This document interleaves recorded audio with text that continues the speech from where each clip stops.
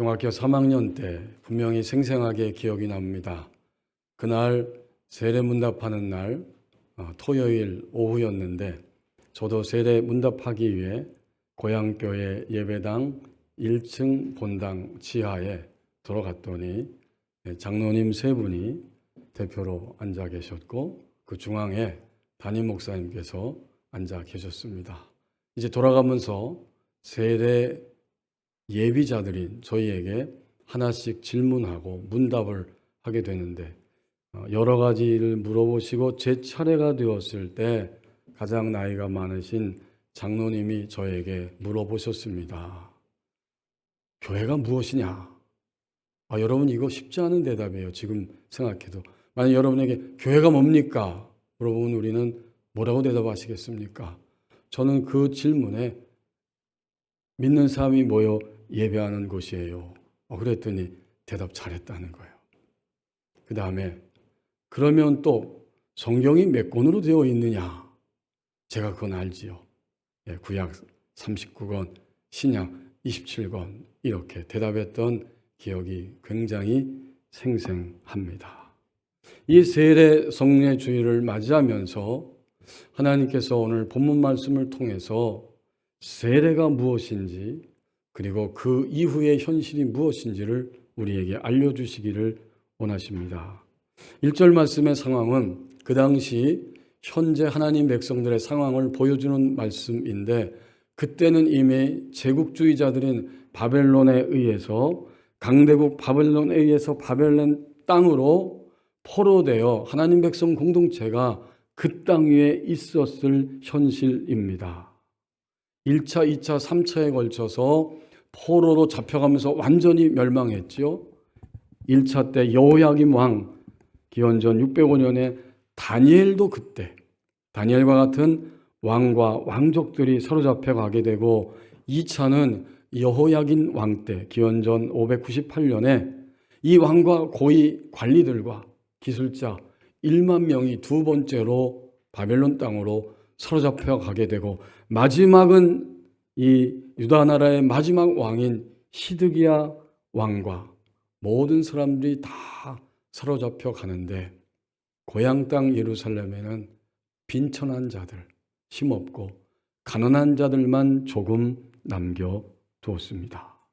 오늘 이 예언의 말씀을 듣고 선포한 에스겔 선지자는 여호야긴 왕 때 2차 포로 때 바벨론으로 사로잡혀 갔고 그곳에서 지내는 중에 하나님이 나타나셔서 지금 포로되어 있는 백성들의 마음을 어루만지게 하시고 또 그들의 눈을 뜨게 하셔서 하나님을 보게 하시고 하나님 나라의 백성됨을 보게 하시면서 너희들의 인생의 의미가 무엇인지 목적이 무엇인지를 알게 하시기 위해서 하나님이 그에게 다가오셨습니다. 결국 그들은 지금 완전히 파괴됨과 절망감 속에서 포로 생활하고 있었고 하나님이 우리 백성 선민을 바벨론 땅에 사로잡혀 가게 하심으로 예루살렘이 멸망하리라는 것은 있을 수 없는 일이다. 이렇게 잘못된 그릇된 선민의식에 쩔어서 살고 있는 그들의 생각을 다 부셔버리셨습니다. 그들은 완전히 산산조각이 나고 나서야 자신들의 실체를 봤어요. 그것은 무엇일까요? 포로되었다는 것입니다. 포로된 것이 오늘 나의 실존이다.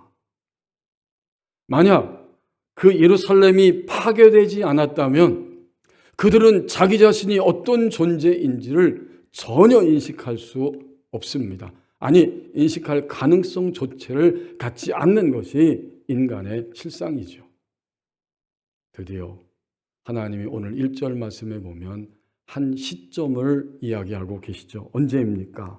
느닷없이 시점이 나오는데 오늘 1절 말씀에 12째 해 12째 달 초하루에 여호와의 말씀이 내게 임하여 이르시되 이때는 에스겔과 함께 여호야김 왕과 함께 그들이 사로잡혀 온 지 12년이 지났고 12년이 지난 12번째 달이고 그날 초하루였다는 것입니다. 그리고 이 날은 언제인가 하면 결국에는 하나님의 심판의 말씀대로 예루살렘이 완전히 함락되었다. 이제는 바벨론의 통치자의 발굽 아래 모든 인생의 일들이 막을 내렸다라고 하는 예루살렘 멸망과 파괴 소식이 이 에스겔 선지자와 함께하는 포로민들에게 전달된 지 2개월 지난 시점입니다. 그때 그들은 그 땅에서 절망 속에 있을 때 하나님이 에스겔 선지자에게 다가오셔서 이 말씀을 선포하게 하십니다. 자, 그리고 역사의 장면을 잠깐 돌리면, 그러면 예루살렘이 파괴됐는데 그쪽의 현실은 무슨 현실이 되었는가? 그때는 거기에 그래도 갈대아 사람 몇 명이 있으면서 이 바벨론의 군사들 몇 명이 있고 남아있는 빈천한 자들을 위해서 그다라라고 하는 총독을 세우고 그들 공동체를 이루며 살아가도록 허락하고 있었습니다.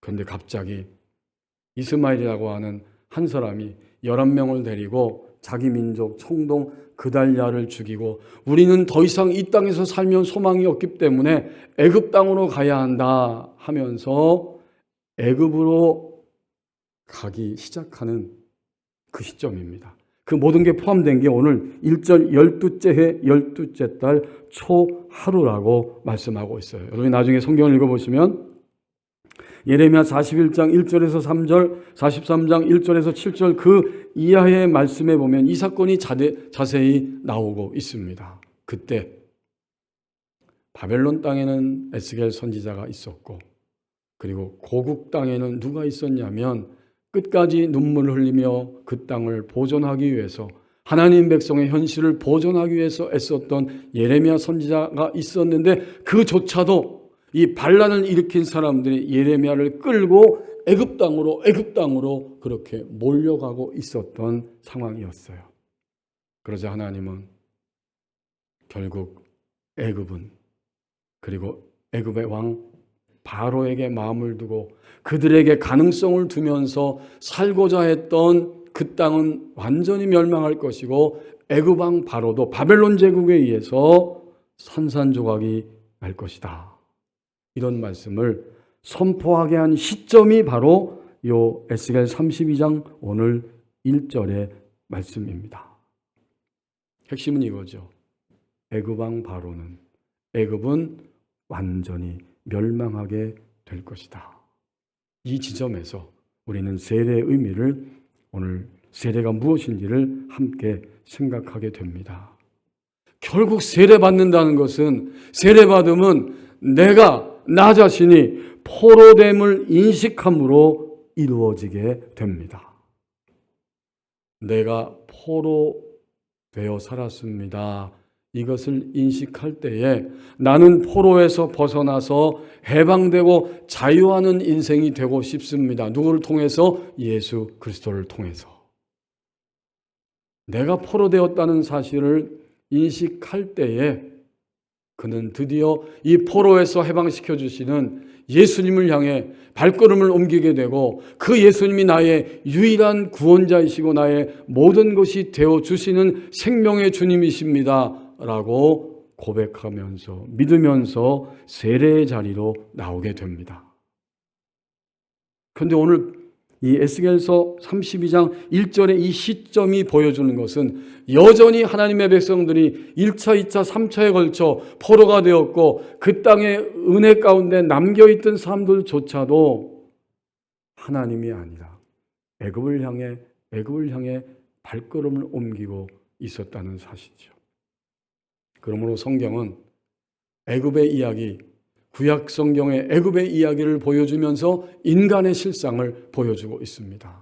창세기 49장 50장에 있는 것처럼 하나님의 백성들이, 야곱의 가족이 그 땅에 가서 이제 살게 되고, 시간이 흘러서 애굽에서 하나님 백성들이 번성하게 되는데, 출애굽기 1장 8절 말씀처럼 요셉이 어떤 존재인지를 알지 못했던 애굽의 왕이 등장하면서 드디어 이 애굽 왕 바로는 하나님의 백성들을 노예로 부리면서 그들의 삶의 전권을 휘두르고 죽음의 자리로 몰아가고 있었습니다. 이제 우리는 깨닫습니다. 애굽, 구약성경의 애굽, 이것은 모든 인간이 포로되어 살아가는 현실을 비춰주시는 상징적이고 실제적인 말씀이에요. 우리 가정에 귀한 예쁜 사랑스러운 아이들이 태어납니다. 그러나 아이가 태어난 것은 큰 축복이지만 태어나는 순간 모든 인간은 이미 죽음의 시간을 향해 가게 되어 있잖아요. 이게 인간의 실상이에요. 아니, 목사님 그게 무슨 말씀이세요? 그렇지만 오늘 이 세례의 의미를 이야기하면서 우리 함께 이 말씀을 하게 됩니다. 태어났는데 태어나자마자 사랑스럽고 감사한데 이미 시계가 돌아가면서 이 아이는 죽음을 향해 달려가는 시간대를 살아가게 됩니다. 이게 인간의 실상이라는 거예요. 결국 애굽에 속하고 애굽적 삶의 포로가 되어서 살아가는 것이 인간의 실상이다. 죄, 시키지 않아도 죄를 지을 수 있고 죄를 짓게 되고, 그리고 누군가 아무리 발버둥 쳐도 앞으로도 이 AI라고 하는 인공지능이 점점 무섭게 발전하면서 어떤 시대의 찬란한 시대를 우리가 혹시 꿈꾸고 있을지라도 인간은 죽음의 노예 아래 있습니다. 더 비참한 것은 사탄과 그의 졸개인 악한 영들은 예수님이 오셔서 역사를 마감하실 때까지 믿는 자들 안에서 끊임없이 속이고 부추기고 공격하면서 하나님을 향해 가지 못하게 합니다. 이게 바로 애굽적 정체라고 하는 사실이에요. 자, 우리는 오늘 이 말씀을 분명히 깨닫습니다. 결국 애굽은 무엇이냐? 애굽은 바로 하나님의 백성이 하나님 백성으로 살아가지 못하도록 속이고 부추기고 공격하고 압박하는 것, 이것이 바로 애굽입니다. 그리고 그 애굽 영향력 아래 인간은 포로되어 살아갑니다. 근데 감사하게도 오늘 세례를 받는 우리 학생, 우리 은찬군이 있고 이미 세례받은 우리가 지금 여기 이 자리에 있습니다. 결국 세례 예식은 하나님께 소속되었음을, 이제는 더 이상 내가 노예의 삶이 아니라 애굽에 속한 자가 아니라 하나님께 속한 자가 되었습니다 라고 하는 것을 공적으로 선포하는 예식이 바로 세례입니다. 초대교회 성도들은 주님을 처음 믿고 복음이 전파되던 AD 1세기, 2세기 그 시대에 과연 어떤 모습으로 세례자의 삶을 살아가고 있었는가? 사도 전승이라고 하는 책에 보면 초대교회 교우들이 주님 부활 승천하신 이후에 세례받음의 모습을 비춰주는 장면들을 찾아볼 수 있습니다. 3년 동안의 교육기간이 있었고 그 예비자 중에서 최종적으로 세례 후보자, 선출된 자들이 있습니다. 그들은 본격적인 신앙 훈련에 들어가게 되는데 예비자였을 때에는 구약의 말씀과 서신서를 함께 읽고 훈련을 받았고 최종적으로 세례 후보자가 되었을 때 복음서를 공부하고 듣게 됩니다.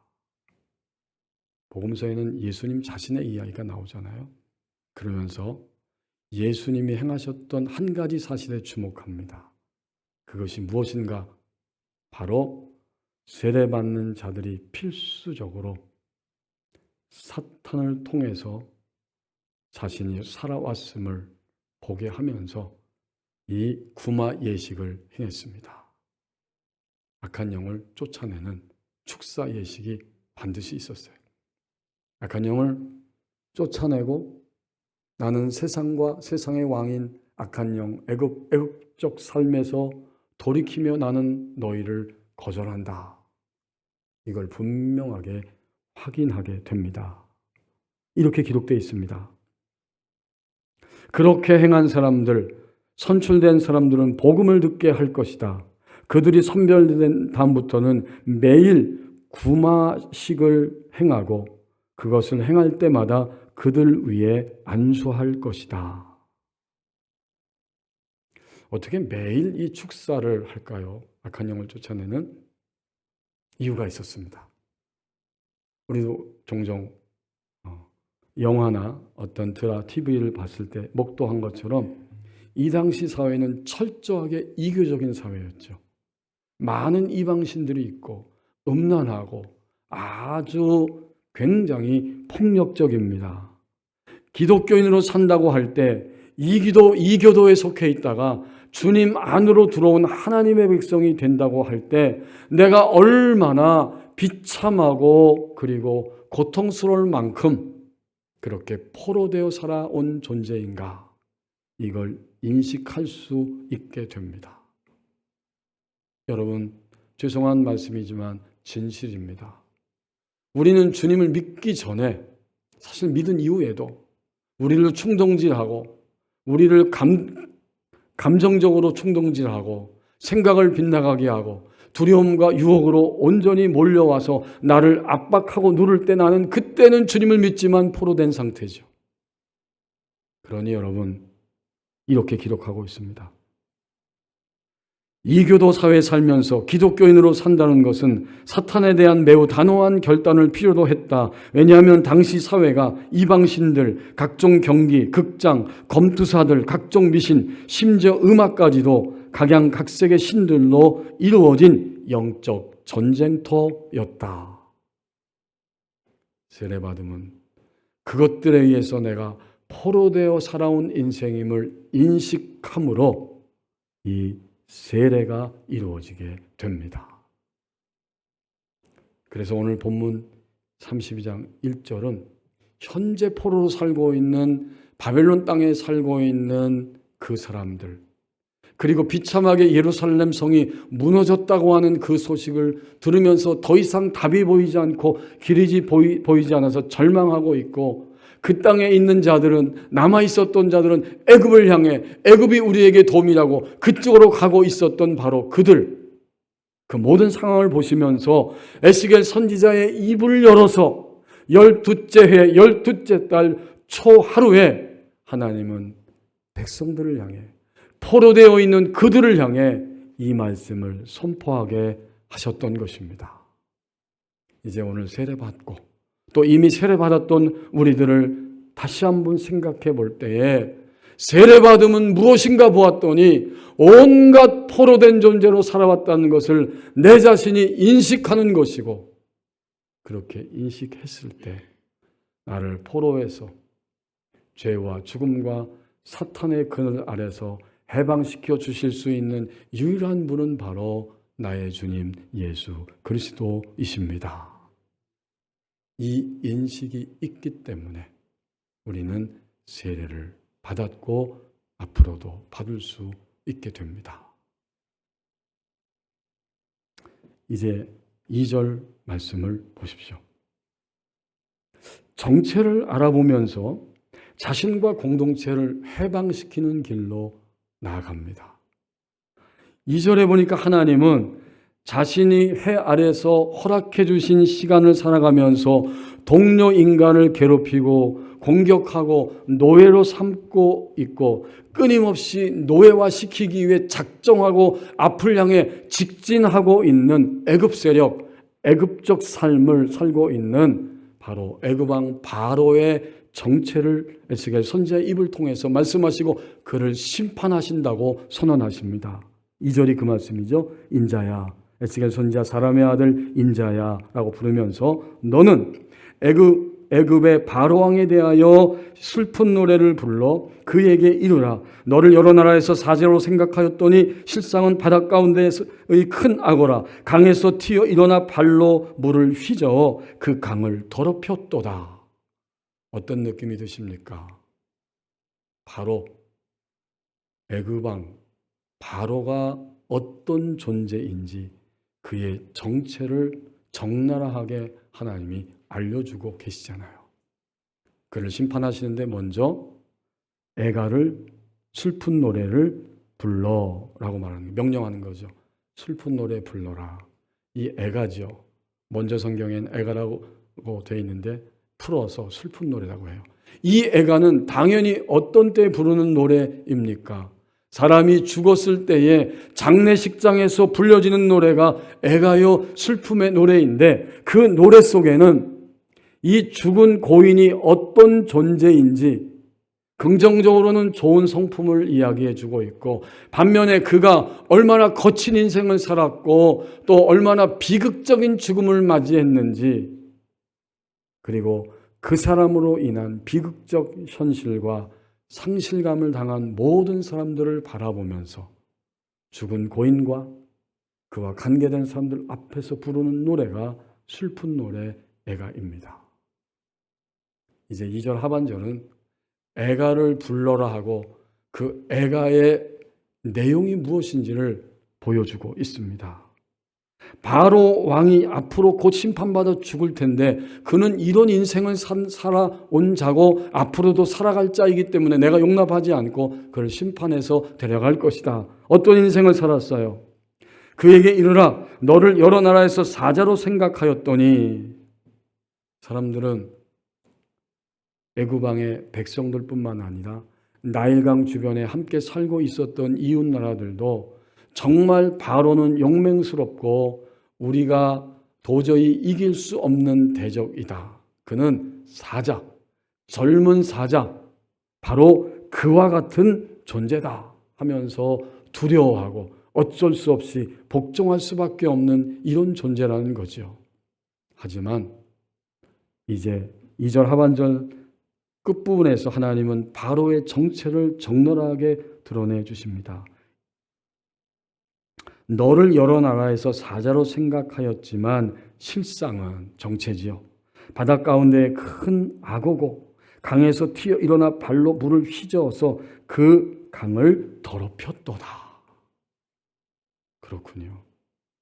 그는 자신이 가지고 있는 시간과 힘과 지식과 그의 인생의 모든 자원을 가지고 이웃 나라들을 침략하고 노예화시키고 그 백성들까지도 수많은 전쟁에 동원시키면서 사람들을 피곤하게 하고 비참하게 하는 존재였다.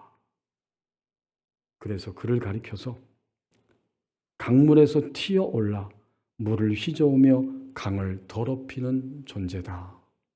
이게 바로 애굽의 실상입니다. 바로의 실상이죠.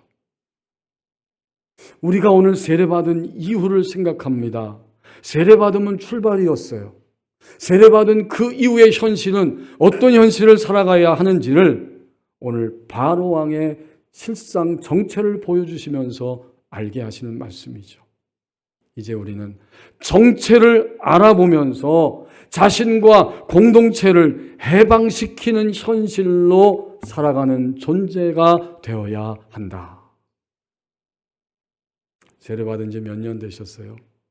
저는 중학교 3학년 때 세례받았으니까 꽤 오래됐습니다. 그러면서 자신을, 이 말씀을 어제 오후까지 준비하면서 생각해 봅니다. 나는 해방되었는가? 나 자신이 주님 믿고 나의 전 존재가 지금까지 살면서 죄와 사탄과 죽음의 영향력 아래서 얼마만큼 해방된 존재인가? 그건 50%예요, 그리스도인들은. 나머지 50%는 사명적 삶이 있는데 나로 인하여서 내가 속한 공동체, 가정과 우리 당연히 교회와 우리나라 전체, 내가 살고 있는 공간 전체 안에서 나로 인하여 사람들은 끊임없이 예수 그리스도의 생명을 만지고 느끼고 접촉하면서 나 때문에 주님께 돌아오고 나 때문에 주님께 응답받았다고 고백하고, 목사님 때문에, 장로님 때문에, 권사님 때문에, 집사님 때문에 내가 지난 한 주간 동안 살면서 이렇게 주님의 응답을 깨닫고 나의 실존을 보게 되었고 이렇게 용기를 얻고 지혜를 얻고 주님 품에 서게 되었습니다. 해방시키고 있습니까? 세례 받으면 출발이에요.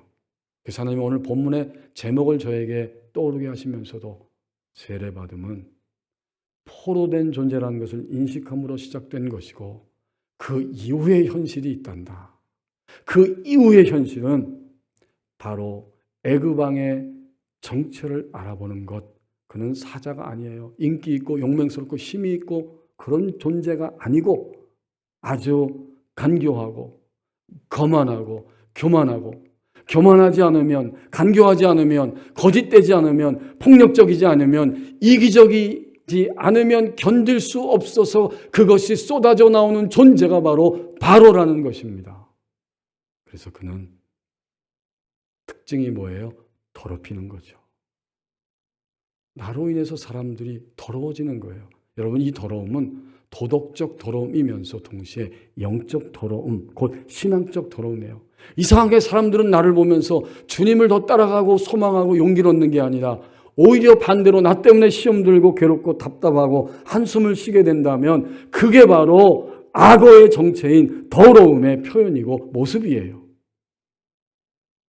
세례 그 이후의 현실은 이 방향을 점검하라는 것입니다.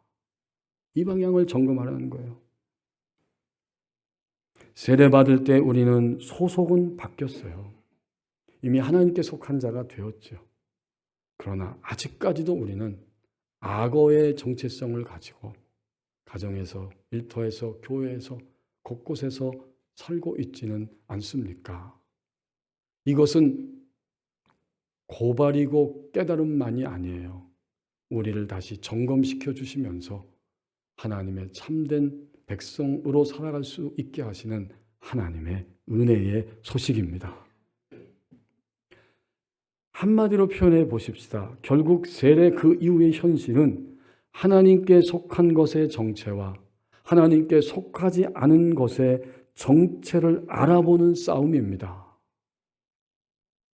우리에게 주어진 매일매일 하루의 시간 속에서 내 느낌과 판단과 감정과 생각과 행동이 하나님께 속한 것이냐, 이 정체를 알아보는 거죠. 더 나아가서 우리 가족들이, 사랑하는 우리 법원입교회 목장원들이, 남성교회, 여성교회, 교우들이, 우리 교회 전체가 과연 저렇게 말하고 저렇게 행동하고 저렇게 생각하고 움직이고 있는데 이것이 정말 하나님께 속한 것이냐, 정체를 알아보는 것이죠. 세례 그 이후의 삶은 정체를 알아보는 것과의 처절한 싸움입니다. 그래서 우리는 일찍이 이 세례받음을 결혼관계로 비유하잖아요. 남성과 여성이 어느 날 서로 호감을 느끼고 사랑하게 됐습니다. 그 사랑이 더욱더 깊어지고 불타오르면서 이제 우리 함께 사십시다라고 서로 고백하고 결단했습니다. 그러자마자 바로 당장에 우리 집을 구합시다 하고 집을 구했어요. 그 다음날 집을 구하고 나서 살림살이를 마구 옮기고 이제는 그 집에서 살아갑니다. 누가 봐도 저 두 사람은 같이 사는구나, 부부구나 하는 것을 느낄 수 있어요. 하지만 단 한 가지 중요한 사실이 빠져 있지요. 그것이 무엇일까요? 바로 결혼 예식, 결혼식입니다. 결혼식이 왜 필요하지요? 이것은 공적인 선포예요. 결혼 예식은 나는 당신을 위하여 사는 존재가 되겠습니다. 나도 당신을 위하여 사는 존재가 되겠습니다. 그리고 결혼 예식은 이제부터 나는 그 앞에 더 중요한 것이죠. 나는 당신에게 속한 존재고 당신은 나에게 속한 존재가 되었습니다. 이게 결혼이에요. 그렇기 때문에 서로가 서로에게 속한 존재가 되었기 때문에 나머지 인생은 나는 당신을 위하여 살고 나도 당신을 위하여 살고 서로가 서로를 위하여 사는 존재가 되겠습니다. 결혼은 그런 거잖아요. 그러면 세례 예식은 어떨까요? 똑같습니다. 세례, 이것은 나 혼자 내 안방에서 하는 게 아니에요. 반드시 하나님 앞에서 또 함께 하나님을 섬기는 교회 공동체 앞에서 선포하는 예식이 그래서 중요한 것이죠. 이 예식에 참여하여서 세례를 받을 때 그때 그 세례받음 이후의 삶은 어떻게 되냐면 나는 철저히 하나님께 속한 자가 되었습니다. 자, 그 다음은 어떤 현실로 살아가죠? 그렇기 때문에 나는 하나님을 위하여 사는 존재입니다. 믿지 않는 분들은 이 사실을 모르기 때문에 종종 회의 가운데 인생을 살지만 믿는 저와 여러분은 어떨까요? 우리는 이 근본적인 회의를 놓치고 빼앗기지 않아야 함에도 불구하고 어쩌면 어젯밤까지도 빼앗기고 놓쳤을지 모릅니다. 내가 왜 사는 거야 도대체? 이러고도 내가 살아야 돼? 살아야 할 이유가 있어? 이런 말을 하셨습니까? 이런 격정적인 감정에 휘둘린 적이 있으십니까? 우린 약하기 때문에 그래요. 그러나 오늘 세례와 그 이후의 현실을 하나님이 에스겔 선지자의 입을 통해서 분명하게 보여주십니다. 너의 정체성은 더 이상 애굽이 아니고 사람을 더럽게 하고 더럽게 하면서 죄와 죽음과 악한 영에게 시달리면서 사는 존재가 아니고 세례 그 이후의 현실을 살아가는 존재다. 너는 하나님께 속한 자이고 그렇기 때문에 너는 철저히 하나님을 위하여 사는 존재다.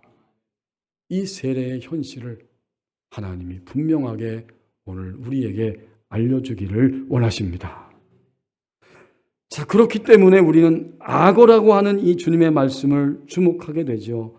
사람들이 볼 때, 겉으로 볼 때는 사자인 척하고 사자처럼 보이지만 너의 정체는 악어로 살고 있어 라고 말씀하는 거예요. 이제 우리는 악어를 어떻게 해야 될까요? 악어라고 알아보기 시작해야 됩니다. 악어는 하나님을 위하여 살지 못하게 하는, 하나님을 위하여 살지 않고 하나님을 위하여 살지 못하게 하는 내 안에 있고 당신 안에 있고 우리 안에 있는 그 모든 것이 다 악어입니다. 그래서 첫 번째는 어떻게 해요? 아, 이거 악어구나 라고 내 안에, 아, 저거 악어구나. 바깥에, 외부에, 환경에, 공동체 안에 악어의 정체를 알아보는 것입니다. 그 다음 자연스럽게 두 번째는 뭐죠? 악어의 삶을 반복하지 않는 것이죠. 끊임없이 우리는 악어의 삶을 반복합니다. 나도 더 더럽혀지고 다른 사람들도 하나님의 관계성 안에 연결되지 못하는 수없는 말과 행동과 그러한 계획들을 세우며 돌진할 때가 종종 있어요. 이게 바로 악어의 삶을 반복하는 겁니다. 그러면 가장 상향된 하나님이 본문을 통해서 우리에게 주시고자 하는 삶의 마지막 지점은 무엇이겠습니까? 내가 악어의 현실을 알아보고 그것을 넘어서면서 해방되고 내가 해방되었기 때문에 해방된 자리까지 공동체를 함께 이끌어가는 삶입니다.